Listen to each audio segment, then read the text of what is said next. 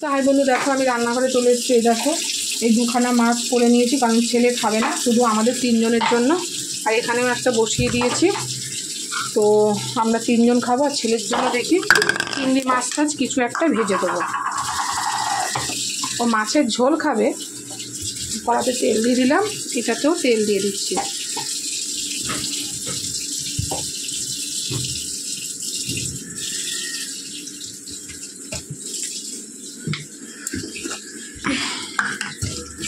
তাড়াহুড়োর সময় না হয় না, অত দূর বাজারে গিয়ে জানো তো হয় না। তো চলো বন্ধু রান্না স্টার্ট করি। তো বন্ধু দেখো এদিকে তেল গরম হয়ে গেছে, এটাও গরম হচ্ছে, ওর তেল কমানো আছে। তো আমি মাছটা ভেজে নিই।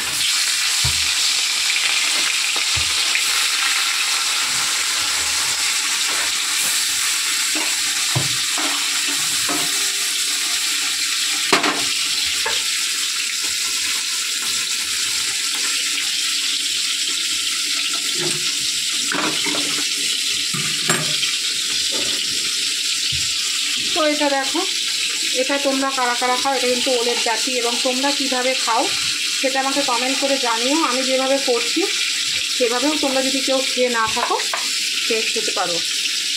এটা কিন্তু ওলের জাতি। তো চলো, ওলের ডাঁটি করার জন্য আমি তেলের মধ্যে কালো জিরে আর একটা শুকনো লঙ্কা ভেঙে নিয়েছি, দিয়ে দিলাম।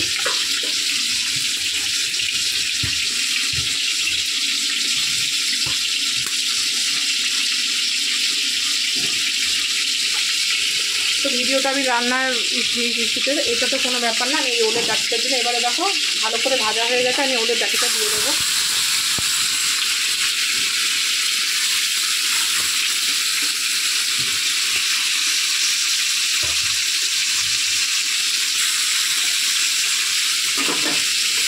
এটা কিন্তু খুব সুন্দর লাগে। তোমরা কীভাবে খাও আমাকে জানিও। আর আমি যেভাবে করছি সেভাবে যদি তোমরা না খেয়ে থাকো তো সেটা তোমরা একদিন করে খেয়েও, আশা করি ভালো লাগবে। তো এটা একটু হোক। নুন দেওয়া আছে, নুন দিয়ে দিই আমি জানি। তো এখানে নুন হলুদ কিন্তু দেওয়া গেছে, আমি আর হলুদ দেবো না, সামান্য একটু নুন দিয়ে দিই, কারণ সেদ্ধর সময় দেওয়া হয়েছে, তো আমি সামান্য অল্প দেব। আর একটু তো বন্ধুরা এটার মধ্যে এটা আমি সর্ষে বাটা দিয়ে করবো। তো এটার মধ্যে একটু মিষ্টি দেবো।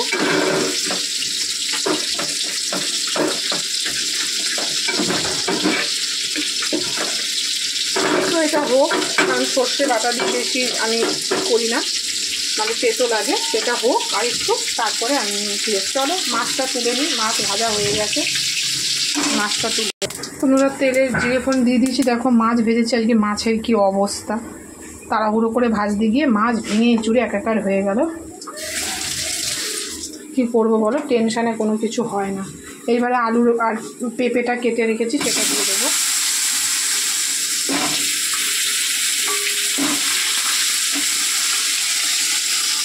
তো দেখো এটাতে আমি নুন হলুদ দিয়ে দিয়েছি।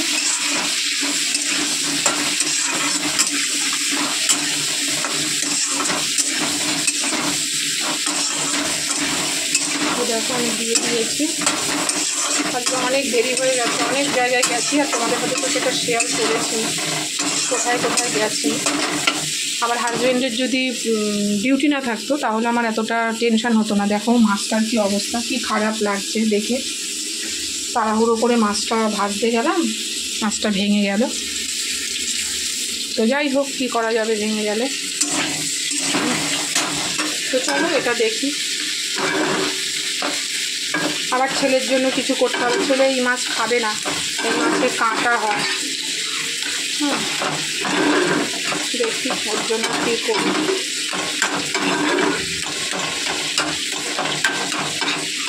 এটাতে একটু মিষ্টি দেব আর সর্ষে বাটা দেবো। তো দেখো সর্ষে বাটা দিয়ে দেবো।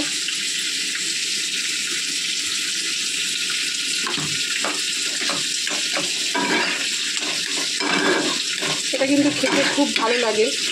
এটা অনেক রকমভাবে করা যায়। তো আমি আজকে যেহেতু সময় নেই, আর এটা সেদ্ধ করে রেখেছিল আমি আসার আগে ভাত হয়ে গেছে। যেহেতু আমার বাজারে অনেকটা সময়, বুঝতেই পারছো বাজারে গেলে কত সময় লাগে। তারপর ছেলেকে নিয়ে গেলাম চুল কাটাতে, ওষুধ নিলাম নিজের, আবার ছেলের জন্য কচুরির দোকানে গেলাম, অনেক কাজ করেছি বাইরে গিয়ে আজকে। তার জন্য ভাত হয়ে গেছে আর এটা সেদ্ধ করে রেখেছিল। আমি এখন অবধি টিফিন ভাত খাইনি, কিচ্ছু খাইনি। সেই সকালে যা খেয়ে গেছি যে জলমুড়ি, এখন অবধি কিছু খাইনি। আমার টেনশন রান্নাটা হয়ে গেলে কোনো ব্যাপার না, তারপরে যদি বর চলে আসে কোনো ব্যাপার না। তো এটার ব্যাপারই। তো দেখো সর্ষেটা দেওয়ার পর কিন্তু কেমন কি সুন্দর মাখো মাখো হয়ে গেছে। এটা আরেকটু হোক, পরে টানে তুলবো। এইবারে এটা পাতলা করে ঝোল করবো। তো দেখো এটার মধ্যে আমি মশলা দিয়ে দেবো।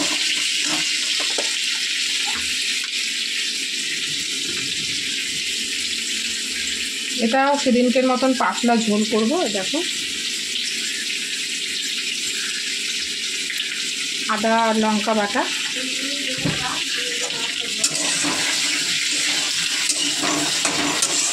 দেখো বন্ধুরা বৃষ্টি হলে কি হবে, একটা গরম আছে। এই গরমেও কিন্তু তোমার পাতলা ঝোল ভালো লাগে। তো দেখো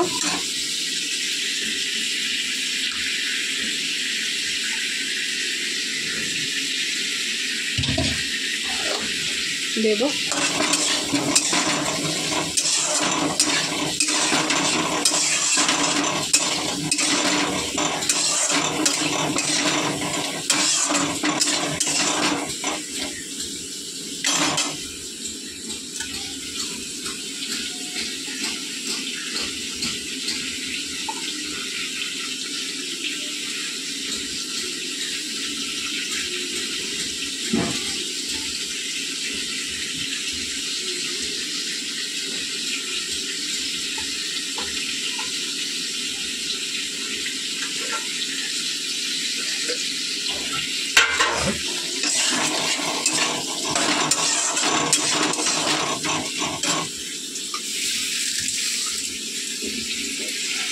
সামান্য একটু জল দেবো।